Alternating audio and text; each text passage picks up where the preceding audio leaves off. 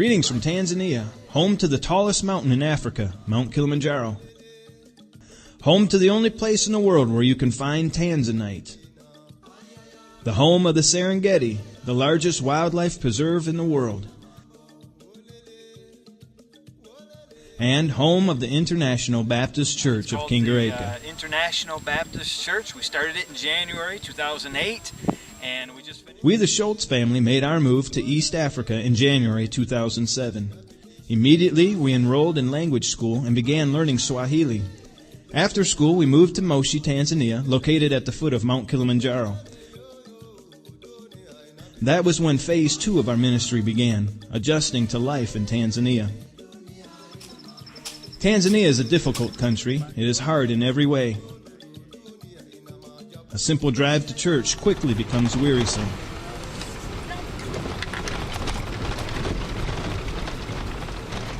One time on a 10-hour trip across country, I literally changed 8 flat tires. We would put on the spare tire and hope and pray that we could make it to the next village where we could get the other tire repaired. Cooking is difficult too. Kathy stays very busy cooking all of our food from scratch. She's determined to make sure our flour is bug-free and all the vegetables are sanitized. Adjusting to Tanzanian wildlife has been a difficult task as well. At our house, we've encountered various critters like this lizard, this centipede, and millipede, and even some hairy spiders. Our security guards have also killed a few poisonous snakes like this green mamba. Doing anything in Africa is difficult.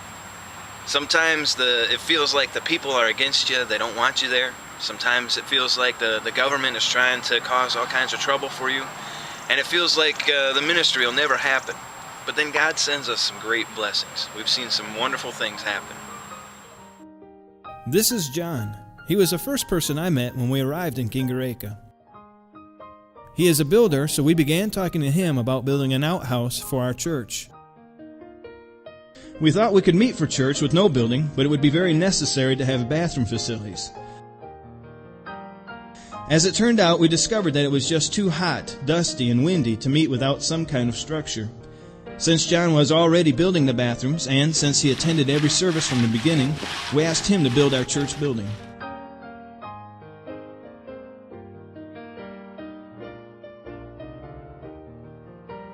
In less than 2 months, we had a completed building and held our first service and dinner on the grounds in the new building on Easter Sunday.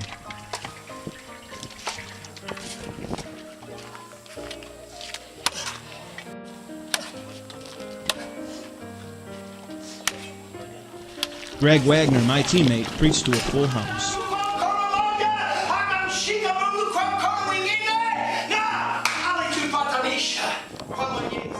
Afterward, I had the privilege of baptizing the 8 people who Greg and I had led to the Lord the previous months.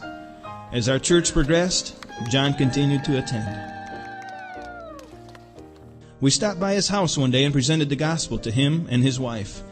His wife flatly refused, clinging to the false teaching of her church that she needed to do good works to earn salvation. John said that he was not a Christian, but that someday he would become one. A few weeks later, I told John that there were many Christians in America who were praying for his salvation. He was very thankful for that. I told him that without salvation, he would go to hell. It was 2 or 3 weeks later when John finally came forward during the invitation to be saved. I had the joy of walking him through the Romans Road and praying with him as he asked God to forgive him of his sins and save his soul. This is Anna. She came to our house the same week we arrived in Moshi, asking us for a job. Eventually, we gave her work 2 days a week. She was looking for work because her husband, who is a drunkard, spent all their money on alcohol. She and her baby were literally starving. We witnessed to her many times, especially when she would come to work and tell us of the previous night's events, stories that, if true, had to be the work of Satan and his demons. She came for the first time to our church during a short evangelistic meeting. On the second day of the meeting, she came forward during the invitation, and I had the joy of praying with her as she received Christ as her Savior. Before Eliana was saved, she spent most of her time living a wicked lifestyle. She said that as soon as she received any money, she would waste it on alcohol. She and her children would go days without food, and her house was in shambles. Now, she says, she has a life that is worth living. She has found the true God of the Bible and is so thankful for our church, which teaches the Bible faithfully.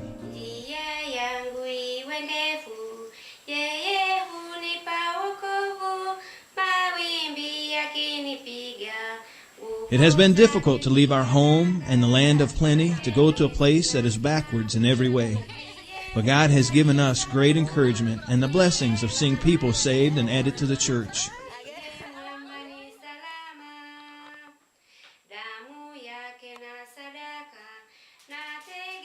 Here are just a few of the people whose lives have been changed by your giving and your prayers.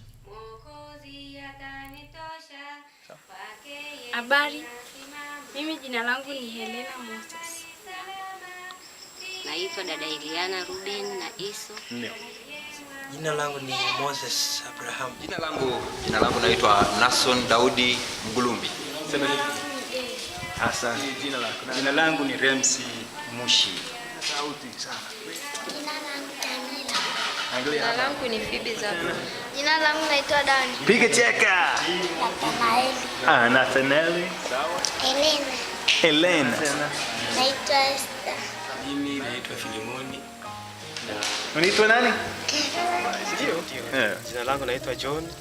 Mimi naitwa Majaliwa Patrick Ndoya, ni mwenyeji wa Msoma. Alafu Jina langu ni Paulina Michael. Tena? Faibe.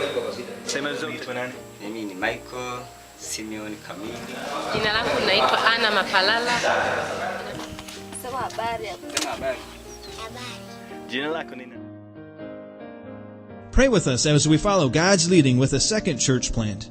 It will be expensive, filled with red tape, and resisted by Satan, but greatly used of God for His purpose. Hi America, my name is Anna.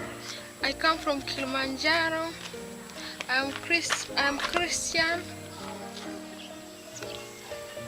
Unaitwa nani? Patricia.